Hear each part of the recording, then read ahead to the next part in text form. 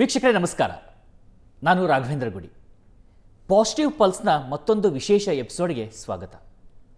ಸಾಮಾನ್ಯವಾಗಿ ಈ ದೇಹ ಅತ್ಯಂತ ಸೊಫಿಸ್ಟಿಕೇಟೆಡ್ ಮಷೀನ್ ಅಂತಾರೆ. ಇನ್ನು ನಮ್ಮ ಮೈಂಡ್ ಇದೆಯಲ್ಲ, ಅದು ಬಿಲಿಯನ್ ಗಟ್ಟಲೆ ನ್ಯಾನೋ ಚಿಪ್ಗಳನ್ನು ಸೇರಿಸಿ ಮಾಡಿರುವಂಥ ಮೋಸ್ಟ್ ಸೂಪರ್ ಕಂಪ್ಯೂಟರ್ಗೂ ಒಂದು 100 ಸೂಪರ್ ಕಂಪ್ಯೂಟರ್ಸ್ ಬಂದರೂ ಕೂಡ ಅದಕ್ಕಿಂತ ಪವರ್ಫುಲ್ ಆಗಿರುವಂಥದ್ದು ನಮ್ಮ ಮೈಂಡ್. ಆ ಮೈಂಡ್ ಮತ್ತು ದೇಹ ಮತ್ತು ಮನಸ್ಸು ಇವುಗಳ ಮಧ್ಯದಲ್ಲಿರ್ತಕ್ಕಂಥ ಕನೆಕ್ಷನ್ನು ಸಾಕಷ್ಟು ಜನರಿಗೆ ಒಂದು ಕನ್ಫ್ಯೂಷನನ್ನು ಕ್ರಿಯೇಟ್ ಮಾಡ್ತಾ ಇರುತ್ತೆ. ಸಾವಿರಾರು ದಾರಿಗಳು, ಸಾವಿರಾರು ಮಾತುಗಳು, ಅಧ್ಯಾತ್ಮ, ಧರ್ಮ, ಪಂಥ, ಮತ, ಹೀಗೆ 108 ಹೆಸರುಗಳು. ಹಾಗಿದ್ರೆ ಅದರ ಆಂತರ್ಯದಲ್ಲಿರುವಂಥ ಮುಖ್ಯ ಉದ್ದೇಶ ಏನು? ಯಾಕೆ ಇದು ಬೇಕಾಗುತ್ತೆ? ಈ ಎಲ್ಲ ವಿಚಾರಗಳ ಬಗ್ಗೆ ಇವತ್ತು ಮಾತನಾಡ್ತಾ ಹೋಗೋಣ. ಎಲ್ಲಕ್ಕಿಂತ ಹೆಚ್ಚಾಗಿ ಶಾಂತಿ, ಸಮಾಧಾನ ಮತ್ತು ಬೆಳವಣಿಗೆ ಹೇಗೆ ಸಾಧ್ಯ ಆಗುತ್ತೆ ಅದನ್ನು ಕೂಡ ಮಾತನಾಡ್ತಾ ಹೋಗೋಣ. ಇವತ್ತು ನನ್ನ ಜೊತೆಯಲ್ಲಿದ್ದಾರೆ ಶ್ರೀನಾಥ್ ಶೆಟ್ಟಿ ಅವರು. ನಮಸ್ಕಾರ. ನಮಸ್ತೆ. ನಿಮಗೆ ಸರ್ ಅನ್ಬೇಕಾ, ಗುರು ಅನ್ಬೇಕಾ, ಅಥವಾ ಫ್ರೆಂಡ್ ಅನ್ಬೇಕಾ? ಹೆಸರು ಹೇಳಿದ್ರೆ ಆಗ್ಬಹುದು. ಯಾರು ನೀವು? ಶ್ರೀನಾಥ್ ಅಂತ ಹೇಳಿದ್ರೆ ಸಾಕು. ಯಾರು ನೀವು?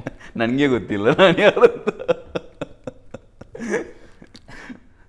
ಈಗ ನೀವು ನಿಮಗೆ ಗೊತ್ತಿಲ್ಲ ನಾನು ಯಾರು ಅಂತ ಹೇಳಿದ್ರಿ, ಆದ್ರೆ ಅದನ್ನ ಗೊತ್ತು ಮಾಡ್ಕೋಬೇಕಂತೇಳಿ ಸಾವಿರಾರು ಜನ ನಿಮ್ಮ ಹಿಂದೆ ಬಿದ್ದಿರ್ತಾರೆ, ಪೀಡಿಸ್ತಾ ಇರ್ತಾರೆ, ನನಗದನ್ನ ಗೊತ್ತು ಮಾಡ್ಕೊಡಿ ಅಂತ. ಅವರಿಗೆ ಯಾರಂತ ಗೊತ್ತಾದ್ರೆ ಸಾಕು, ಅವರವರು. ನಾವು ಯಾರಂತ ಅವ್ರಿಗೆ ಗೊತ್ತಾಗಿ ಏನಾಗ್ಲಿಕ್ಕಿದೆ, ಹೌದಲ್ವಾ? ಗೊತ್ತಾಗದೆ ಹೇಗೆ ಮುಂದುವರಿಯೋದು ಅಂತ. ಯಾವ್ದು ಗೊತ್ತಾಗ್ಬೇಕು? ನೀವ್ಯಾರು ಅಥವಾ ನಾನು ಯಾರು? ನಾನು ಅವರಿಗೆ ಗೊತ್ತಿರೋದು. ಸೊ ಹೆಸರು ದೇಹಕ್ಕೆ ಅಂಟಿರುವಂಥದ್ದು, ಮನಸ್ಸಿಗೆ ಅಂಟಿರುವಂಥದ್ದು.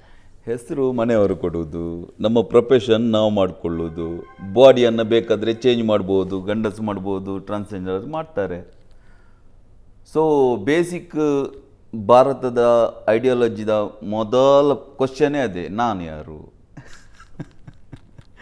ಅದನ್ನು ಹುಡುಕ್ತಾ ಹೋಗಬೇಕು. ಬಟ್ ಹುಡುಕ್ತಾ ಹೋಗುವಾಗ ನಮಗೆ ಗೊತ್ತಿಲ್ಲ ಅಂತ ಮೊದಲು ಗೊತ್ತಿರಬೇಕು. ಯಾವಾಗ ನಿಮಗೆ ಗೊತ್ತಿಲ್ಲ ಅಂತ ಗೊತ್ತಾಗ್ತದ ಆಗ ನೀವು ಹುಡುಕ್ಲಿಕ್ಕೆ ಹೋಗ್ತೀರಿ. ನಮಗೆ ಏನಾಗಿದೆ ಅಂತ ಹೇಳಿದರೆ, ಆಲ್ ಓವರ್ ವರ್ಲ್ಡಲ್ಲಿ ನಮ್ದಂತಲ್ಲ, ಧರ್ಮಗಳು ಬಂದು ಎಲ್ಲ ಗೊತ್ತಿದೆ ಆಲ್ರೆಡಿ, ರೈಟ್ ಇದೆ, ಇದು ಬರೆದಿದ್ದಾರೆ, ಅದೇ ಸತ್ಯ ಅಷ್ಟೇ. ನಮಗೆ ಯೋಚನೆ ಮಾಡಲಿಕ್ಕೆಲ್ಲ. ಯಾವಾಗ ನಮಗೆ ಗೊತ್ತಿಲ್ಲ ಅಂತ ಗೊತ್ತಾಗ್ತದ ಆಗ ನಾವು ಹುಡುಕ್ತೇವೆ. ಇಲ್ಲ ದೇವರೆಲ್ಲಿದ್ದಾರೆ? ಇಲ್ಲಿದ್ದಾರೆ, ಅಲ್ಲಿಗೆ ಮುಗೀತಲ್ವಾ? ಹುಡುಕಾಟ ಇಲ್ಲ. ಇಲ್ಲಿದ್ದಾರೆ ಅಂತ ಯಾರು ಹೇಳಿದ್ದು? ಯಾರೋ ಹೇಳಿದ್ದಾರೆ. ಯಾರೋ ಇಲ್ಲಿದ್ದಾರೆ ಅಂತ ಹೇಳ್ತಿದ್ರೆ ಇಲ್ಲಿ ತೋರಿಸ್ತಿದ್ದೇವೆ, ಹೌದಲ್ವಾ? ಅದಕ್ಕೆ ಉಪನಿಷತ್ತು ಹೇಳ್ತದೆ, ಅವಿಜ್ಞಾತಂ ವಿಜಾನತಾಂ ವಿಜ್ಞಾತಂ ಅವಿಜಾನತಾಂ. ಯಾರಿಗೆ ಗೊತ್ತಿದೆಯಾ ಅವನಿಗೆ ಗೊತ್ತಿಲ್ಲ, ಯಾರಿಗೆ ಗೊತ್ತಿಲ್ವಾ ಅವನಿಗೆ ಗೊತ್ತಿದೆ ಅಂತ. ಸೊ ಆ ನಾನು ಯಾರು ಅನ್ನೋ ಹುಡುಕಾಟವೇ ಸ್ಟಾರ್ಟ್ ಆಗೋದು ಇಂಡಿಯನ್ ಐಡಿಯಾಲಜಿಯಿಂದ. ಆದರೆ ಗೊತ್ತಿಲ್ಲ ಅಂತ ಹೇಳಿ ಗೊತ್ತಾಗೋದು ತುಂಬ ಕಷ್ಟ. ಗೊತ್ತಿದೆ ಅನ್ಕೊಂಡು ಗೊತ್ತಿದೆ ಅಂತ ಗೊತ್ತಿರೋದ್ರಿಂದ ಸಮಸ್ಯೆ ಇರುವುದು ಅಷ್ಟೇ. ಅದನ್ನ ಹೇಗೆ ಬಿಡಿಸೋದು? ಅಲ್ಲ, ಯಾವುದನ್ನು ಬಿಡಿಸ್ಲಿಕ್ಕೆ ನಂಗೆ ಅರ್ಥ ಆಗ್ತಿಲ್ಲ. ಈಗ ಗೊತ್ತಿದೆ ಅಂತ ಹೇಳಿ ಅನ್ಕೊಂಡು ಗೊತ್ತು ಮಾಡ್ಕೊಳಕ್ ಹೋಗೋದಿದೆಯಲ್ಲ, ಅದನ್ನ ಗೊತ್ತಿಲ್ಲ ಅಲ್ಲ, ಗೊತ್ತಿಲ್ಲ ಅಂತ ಗೊತ್ತಿರಬೇಕು ನಮ್ಗೆ. ಯಾಕೆ ಅಂತ ಹೇಳಿದ್ರೆ ನಾವು ಏನು ನೋಡ್ತಾ ಇದ್ದೇವೋ ಅದು ಅದನ್ನೇ ಹೇಳಿದ್ದು ಶಂಕರಾಚಾರ್ಯರು, ಬ್ರಹ್ಮ ಸತ್ಯ ಜಗನ್ಮಿಥ್ಯ ಅಂತ. ಪ್ರಪಂಚ, ಪಂಚ ಅಂತ ಹೇಳಿದ್ರೆ 5ರಿಂದ ಪ್ರಪಂಚ. ಯಾವುದು 5 ಅಂತ ಹೇಳಿದ್ರೆ ನಮ್ಮ 5 ಏನು ಸೆನ್ಸರಿ ಆರ್ಗನ್ಸ್ ಇದೆ, ಕಣ್ಣು, ಶಬ್ದ, ಸ್ಪರ್ಶ, ರೂಪ, ರಸ, ಗಂಧ.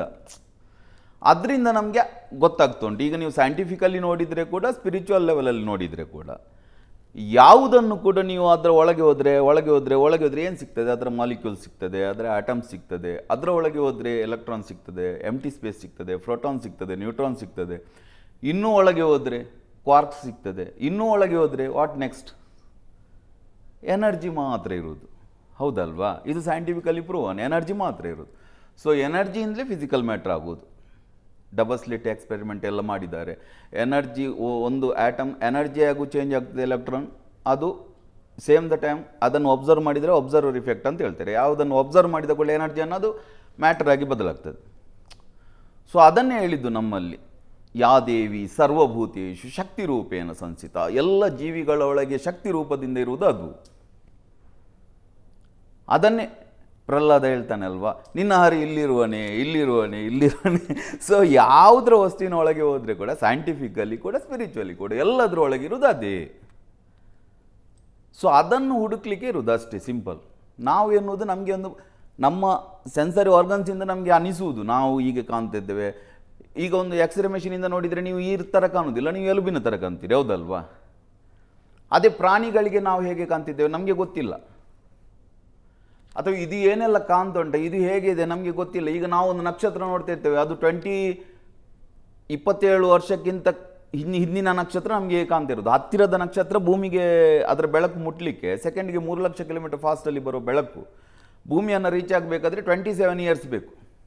ದಟ್ ಮೀನ್ಸ್ ಈಗ ನಾವು ನೋಡ್ತಾ ಇದ್ರೆ ನಕ್ಷತ್ರ ನೋಡ್ತಾ ಇದ್ದೇವೆ, ಅದು ಒಂದು ವೇಳೆ ಈಗ ಬ್ಲಾಸ್ಟ್ ಆದರೆ ಇನ್ನು 27 ವರ್ಷದವರೆಗೂ ನಮಗೆ ಕಾಣ್ತಾ ಇರ್ತದೆ. 27 ವರ್ಷದ ನಂತರ ಈಗ ನೋಡುವಾಗ ಬ್ಲಾಸ್ಟ್ ಆದ ಕಾಣ್ತದೆ ನಮಗೆ.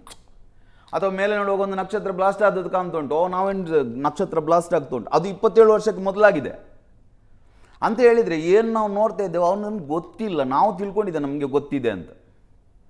ಅಷ್ಟೇ ಸಿಂಪಲ್ ಅದು. ನಮಗೆ ಅದು ಗೊತ್ತಿಲ್ಲ ಅಂತ ಆಗ್ತದ, ಆಗ ಹುಡುಕಾಟ ಶುರು ಆಗ್ತದೆ. ಯಾರು ಹಾಗಾದರೆ ಏನು ಇದು ಪ್ರಪಂಚ ಅಂದರೆ ಏನು, ಜೀವ ಅಂದರೆ ಏನು, ಜೀವ ಜಗತ್ತು ಮತ್ತು ಜಗತ್ ಮಾತೆ ಅಥವಾ ಯಾರು ಇದ್ದಾರೆ ಇದರ ಸೃಷ್ಟಿ ಮಾಡಿದವರು, ಅಥವಾ ಸೃಷ್ಟಿ ಮಾಡಿದವರು ಇದ್ದಾರಾ ಇಲ್ವಾ, ಈ ಎಲ್ಲ ಹುಡುಕಾಟವೇ ಅಧ್ಯಾತ್ಮ ಅಂತೇಳಿ. ಅದೇ ಅಲ್ಲೇ ಪ್ರಶ್ನೆ ಬಂದ್ಬಿಡುತ್ತೆ, ಅದಕ್ಕೆ ಎಂಡಿಂಗ್ ಆನ್ಸರ್ ಅಂತ ಇಲ್ಲ, ಹುಡುಕಾಟ. ಅದೇ ಇದು ಸ್ವಯಂಭೂನ ಅಥವಾ ಸರ್ವ ಕಾಲಕ್ಕೂ ಇರೋವಂಥದ್ದು ಅನ್ನುವಂಥ ಪ್ರಶ್ನೆ ಆವಾಗಲೇ ಮೂಡುತ್ತಲ್ವ? ಇಲ್ಲ, ಅದಕ್ಕೆ ವಿಜ್ಞಾನ ಏನು ಹೇಳ್ತದೆ ಅಂತ ಹೇಳಿದರೆ, ಒಂದು ಪ್ರಿಮಾಡಿಕಲ್ ಮ್ಯಾಟರ್ ಇತ್ತು, ಒಂದು ಪಾಯಿಂಟ್ ಆಫ್ ಸಿಂಗ್ಯುಲಾರಿಟಿ ಇತ್ತು, ಅದರಲ್ಲಿ ಒಂದು ಬಿಗ್ ಬ್ಯಾಂಗ್ ಆಯಿತು, ಅದರಿಂದ ಎಲ್ಲ ವಿಕಾಸ ಆಗ್ತಾ ಇದೆ. ಒಂದು ದಿವಸ ಏನು ಸ್ಫೋಟದ ಶಕ್ತಿ ನಿಲ್ತದ, ಆಗ ಬಿಗ್ ಕ್ರಂಚ್ ಅಂತ ಆಗ್ತದೆ ಅಂತ ಸೈನ್ಸ್ ಹೇಳುವುದು. ನಮ್ಮಲ್ಲಿ ಹೇಳ್ತದೆ ಏಕೋಹಂ ಬಹುಸ್ಯಾಂ, ಒಂದಿತ್ತು ಅದು ಹಲವಾಯಿತು. ಅಥವಾ ಒಂದು ಅನಾಹತನಾದ, ಆಹತ ಅಂತ ಹೇಳಿದರೆ 2 ಶಬ್ದ ವಸ್ತುಗಳು ತಾಗಿ ಉತ್ಪತ್ತಿಯಾಗುವ ಶಬ್ದಕ್ಕೆ ಆಹತನಾದ ಅಂತ ಹೇಳುದು. ಯಾವುದು ವಸ್ತು ತಾಗದೆ ಏನು ಶಬ್ದ ಉತ್ಪತ್ತಿ ಆಯಿತು ಅದಕ್ಕೆ ಅನಾಹತ ಅಂತ ಹೇಳುದು. ಆ ಒಂದು ಶಬ್ದಕ್ಕೆ ಏನು ಹೇಳ್ತದೆ ಉಪನಿಷತ್ತು, ಓಂ ಎನ್ನುವ ಶಬ್ದ ಅಂತ ಹೇಳ್ತದೆ. ಅದು ಯಾವುದೇ ಒಂದು ಧರ್ಮಕ್ಕೆ ಇದಕ್ಕೆ ರಿಲೇಟೆಡ್ ಅಲ್ಲ. ಒಂದು ಶಬ್ದ ಓಂ ಇತ್ಯೇತದಕ್ಷರಂ ಉಪಾಸೀತ, ಓಂ ಎನ್ನುವ ಶಬ್ದವನ್ನು ಮಾತ್ರ ಉಪಾಸನೆ ಮಾಡಬೇಕು, ಬೇರೆ ಏನು ಮಾಡಬಾರ್ದು. ನಂತರ ಪುರಾಣ ಕಾಲದಲ್ಲಿ ಬೇರೆ ಬೇರೆ ದೇವರು ಕಲ್ಪನೆ ಇದೆಲ್ಲ ಬಂದಾಗ ನಾವು ತಿಳ್ಕೊಳ್ತೇವೆ ನಮಗೆ ಭಾರತದಲ್ಲಿ ತುಂಬ ದೇವರು ಅಂತ. ತುಂಬ ದೇವರು ಯಾಕೆ ಅಂತ ಹೇಳಿದರೆ, ಒಂದು ದೇವರು ಇಲ್ಲದ ಕಾರಣ ತುಂಬ ದೇವರು. ಅರ್ಥ ಆಗ್ತುಂಟ? ದೇವರು ಎನ್ನುವುದು ಇಲ್ಲದ ಕಾರಣ ನಮಗೆ ತುಂಬ ದೇವರು, ಎಲ್ಲರೂ ಅವರವರ ದೇವರು ಅಂತ ಮಾಡ್ಕೊಂಡಿದ್ದೇವೆ. ದೇವರು ಇದ್ದಾರೆ ಅಂತ ಹೇಳುವುದು ವೆಸ್ಟರ್ನ್ ಕಲ್ಚರಲ್ಲಿ ಮಾತ್ರ. ಒಂದು ದೇವರು ಮಾತ್ರ, ಇವನೇ ಮಾಡಿದ್ದು, ಇವನ ಹೆಸರು ಹೀಗೆ, ಇವನೇ ಸೃಷ್ಟಿ ಮಾಡಿದ್ದು. ಒಂದು ಜನಪದ ಹಾಡಿದೆ, ನಾವು ಇದ್ದಂಗಿರ್ತಾವ ನಮ್ಮ ದೇವರು ಅಂತ.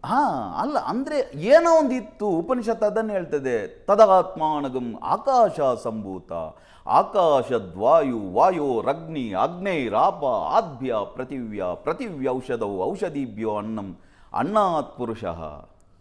ಎಷ್ಟು ಸೈಂಟಿಫಿಕಲ್ ನೋಡಿ. ಅದಕ್ಕೆ ನಾವು ಅದನ್ನು ಧರ್ಮದೊಟ್ಟಿಗೆ ಮಿಕ್ಸ್ ಮಾಡಿದ್ದೇವೆ. ತದಾತ್ಮಾನಗಮ್ ಅದು ಏನೋ ಇತ್ತಲ್ವ, ಅದಕ್ಕೆ ತತ್ತ ಅಂತ ಹೇಳುದು, ಅದಕ್ಕೆ ಹುಡುಗ ಹುಡುಗಿ ಅಂತ ಹೇಳುವುದಿಲ್ಲ. ಪುರಾಣದಲ್ಲೆಲ್ಲ ಬಂದದ್ದು ದೇವರ ಕಲ್ಪನೆ. ಏನೋ ಒಂದು ಇತ್ತು, ತದಾತ್ಮಾನಗಮ್ ಆಕಾಶ ಸಂಭೂತ, ಸ್ಪೇಸ್ ಉತ್ಪತ್ತಿ ಆಯಿತು. ಅದರಿಂದ ಆ ಸ್ಪೇಸಿಂದ ಆಕಾಶದ ವಾಯು, ಹೀಲಿಯಂ ಮತ್ತು ಹೈಡ್ರೋಜನ್ ಗಾಳಿ ಉತ್ಪತ್ತಿ ಆಯಿತು, ವಾಯು ಗ್ಯಾಸ್.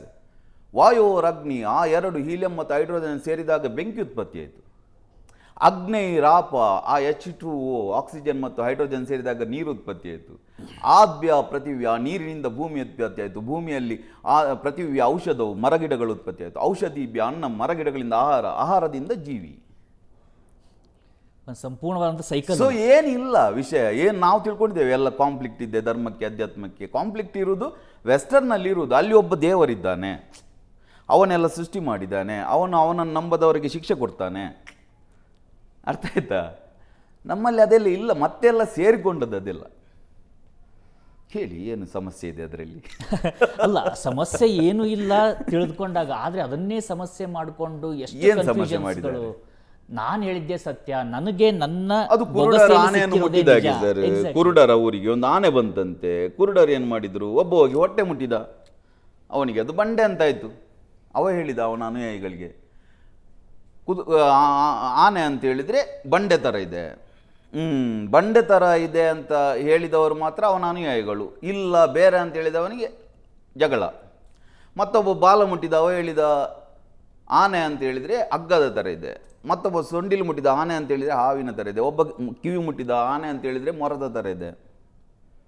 ಎಲ್ಲರೂ ಮುಟ್ಟಿದ ಆನೆಯನ್ನೇ.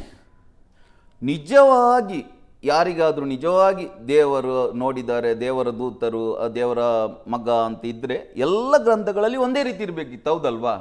ಎಲ್ಲ ಗ್ರಂಥಗಳು ಹೇಳುವುದು ನಾನು ಹೇಳಿದ್ದು ಸತ್ಯ. ಒಂದು ವೇಳೆ ನಿಜವಾಗಿ ಸ್ವರ್ಗ ಅಂತ ಇರ್ತಿದ್ರೆ, ನಿಜವಾಗಿ ನರಕ ಅಂತ ಇರ್ತಿದ್ರೆ ಎಲ್ಲರ ಗ್ರಂಥಗಳಲ್ಲಿ ಒಂದೇ ರೀತಿ ಇರಬೇಕಿತ್ತಲ್ವಾ? ಅವಾಗಲೇ ಈ ಸೊ ಪ್ರಶ್ನೆ ಇದು ಬರುತ್ತೆ. ಎಲ್ಲ ಇಲ್ಯೂಷನ್, ಬ್ರೈನ್ ಅಲ್ಲಿ ಆಗುವಂಥದ್ದು. 6 ಲೆವೆಲ್ ಆಫ್ ಮೈಂಡ್ ಇದೆ.